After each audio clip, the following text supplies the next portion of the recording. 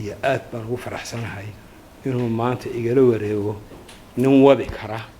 oo dhisan waxa weeye intaan waddanka joogana awalba saaxiib baan ahayn shaabaan wada cabaynay haddana sidii baan ahaanaynaa laakiin waxaan idinku bashaaraynayaa nin fiican inuu idin yimi nin idin wadi karaa yimi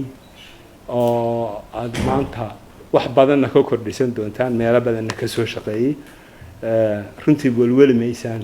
waxaan filayaa inuu ilaahayna la garab galaan jecelnahay oo hay-addani waa hay-adda aasaaska u ah dowladnimada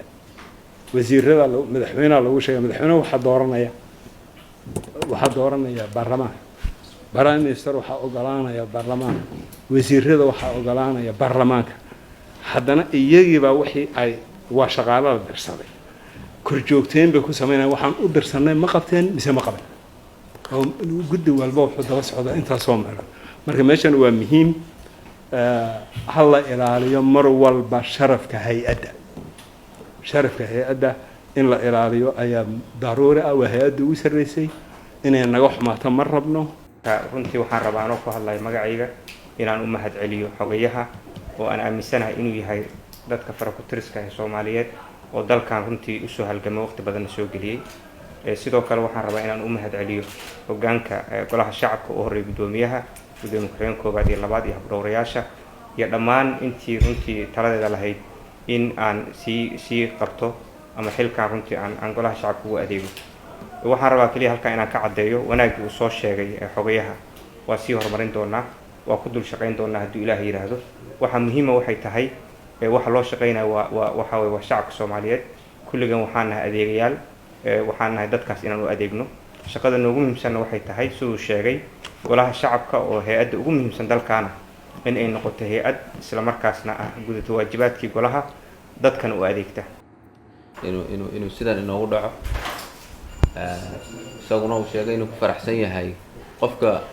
positionka ka bedelaya inuu yahay qof wax lagu aamini karo baarlamaankan mar walba waxaan ka fikiraynaa qofka bedelaya inuu noqdo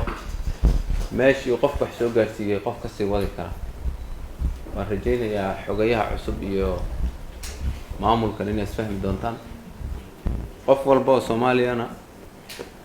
in baa levelkiisu gaarsanaya si daafurana wacyigelin cabdikariin hadlayo inaan wax wada ilaashano waa muasasada naga wada dhaxaysa shalay rag baa joogay maantana kuwa jooga berina kuwa kale oo anaga ahayn ayaa joogi doona sadarteed marka waxa ugu wanaagsan waxay tahay inaan ilaalino muasasadan Soomaaliya inay leedahay hadday dukumeenti tahay hadday gaadiid tahay iyo hadday dhismo tahay inaynu wada ilaashano dardaarankaas ay xogayihi horena ku dardaarmay Cabdiraxmaan waa aad u soo dhaweeyay oo garanayno kafaadeeda inuu leeyahay adoo ku-xigeenka walaashayna ay si fiican u tilmaanto dowrkii gabdhaha sanadku ugu fiican yahay golaha gudoomiye ku-xigeenka koobaadna waa gabadh habdhowr ku-xigeenka koobaadna waa gabadh agaasime ku-xigeenada xogayihi ku-xigeenada hadda iyada u doodaysa waan ku soo daraynaa haddii Ilaahay yiraahdo marka kolba meeshii itaalka gabdhaha laga soo dhisi lahaa maadaama inay percentage